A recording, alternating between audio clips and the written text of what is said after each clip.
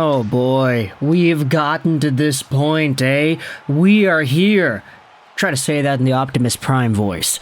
We are here. I don't know, I'm not really that great. But anyways, we are here in 2025, revisiting the biggest drama of the 2022 NHL Entry Draft. Because the Montreal Canadiens had themselves the first overall pick, and heading into the draft, a lot of folks were saying, hey, who are they going to take? The guy who was projected to going first overall for years in 2022 was Shane Wright. He was projected first overall, right? So you gotta take him. But then, at the World Championships and the Olympics, there was a big winger for Team Slovakia that was doing incredible things. He put himself on the map.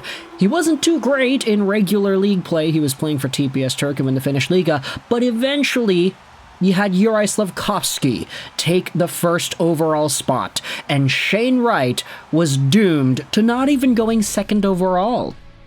The New Jersey Devils had Hischier and Jack Hughes already. They didn't need to take Wright in spot number 2, so they took Simon Nemec instead. Number 3, Arizona had already scouted Logan Cooley more so than they scouted Wright, so Shane Wright went from a first overall projected talent to dropping to number 4 on draft day.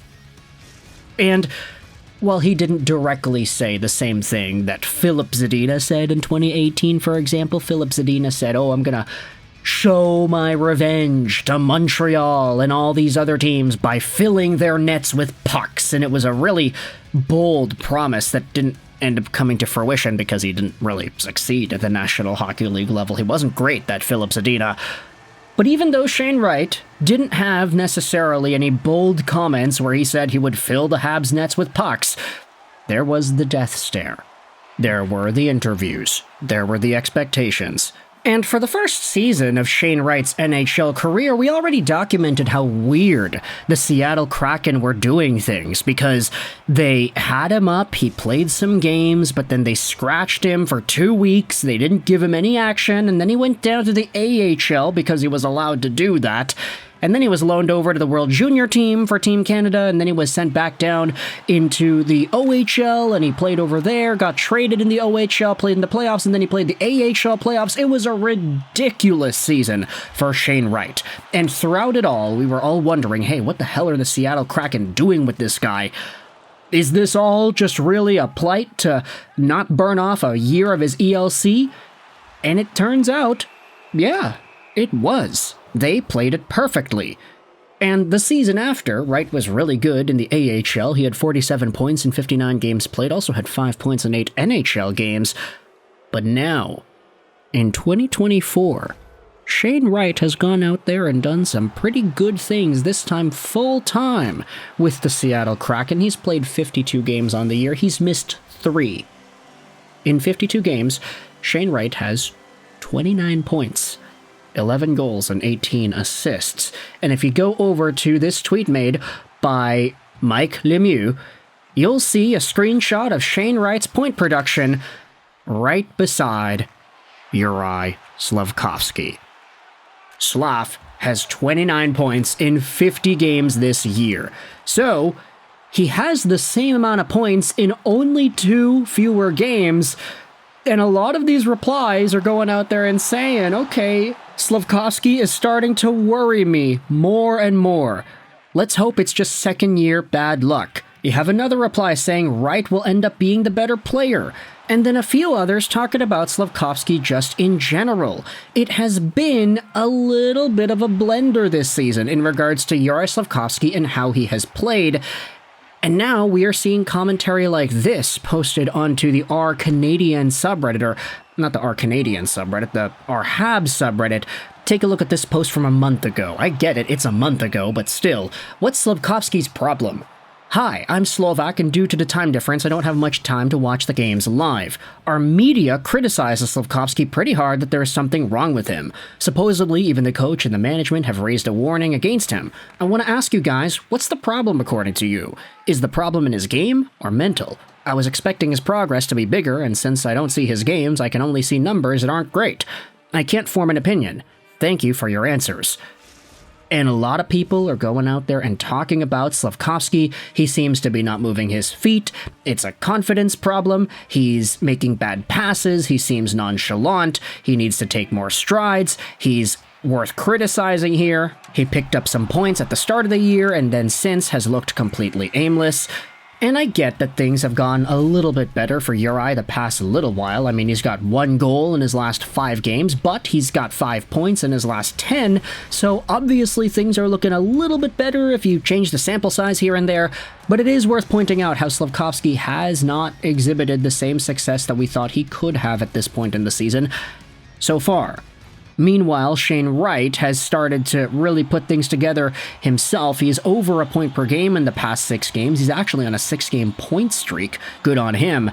And with the production finally catching up to Juraj Slafkovsky as a center, playing a premium position, who has this role in Seattle that he's been using pretty gracefully, I think we're starting to see maybe the tide's turning here. Who really knows? Is Shane Wright starting to prove that he was the best guy available? Now, here's the thing. There are some replies like this one from Hockey 30 that it really wasn't a good draft. If we're being honest, Cooley should have been the first pick. Or Lane Hutson. Another reply here says that none of Slafkovsky, Wright, or Cooley have separated themselves from each other. For me, all 3 of them will be top-line impact players. Now, realistically, I think it is worthy to bring up whether or not these guys are showing off better than the other at this stage in their early NHL careers. Like, it's worth talking about, right? We're not going to write guys off completely. I mean, these players are, 21 years old? So obviously it would be premature to do that. I just found it very interesting how at this point in their careers, Shane Wright has finally started to get a leg up on Slav. And if you watch the way these guys play, especially as of late, it's not even close. I get that the numbers are the same, but you also gotta recognize how Shane Wright has been given less ice time per game than Slafkovsky. Slav is getting 20-minute games sometimes. Wright's hovering in that 14-15 range. He only had 12 minutes in the Anaheim game, and he scored a goal there. This is a situation where Shane Wright is actually moving up the power rankings a little bit. Like, if you had to rank these guys in terms of how they're playing, of course, Logan Cooley doesn't count. He's injured right now. But Juraj Slafkovsky has been kind of outplayed by Shane Wright at this point in the season. And I know there are other 2022 drafted guys that are better than both of these players, like Lane Hutson, for example. He's pretty much like the best guy that they have on defense at the moment, so you can say that it wasn't even really a thing about Slav versus Wright. Maybe Hutson should have been first overall. But my oh my, is Shane Wright really proving us wrong here? And I guess it was never a question as to how far he would go in his NHL career, because we always knew he was going to be an NHL player. You don't go 4th overall and not make the show, right? Right? Usually, at least. But for Shane Wright, it was always going to be, hey, could he overtake Slafkovsky? Could he show that he should have been taken 1st overall instead of 4th? Right now, he's not playing like a 1st overall pick. He's no Connor Bedard or a Celebrini or a Jack Hughes. But he's matching up pretty well with the actual 1st overall pick of that draft. So I want you to let me know your thoughts in the comment section below. How do you feel about Shane Wright and his actual legitimate performance this season being better than Juraj Slafkovsky's as of late?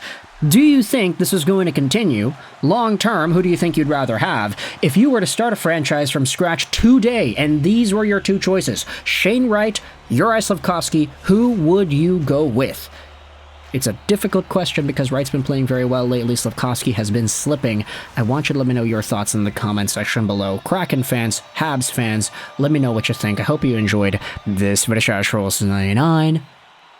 And bye.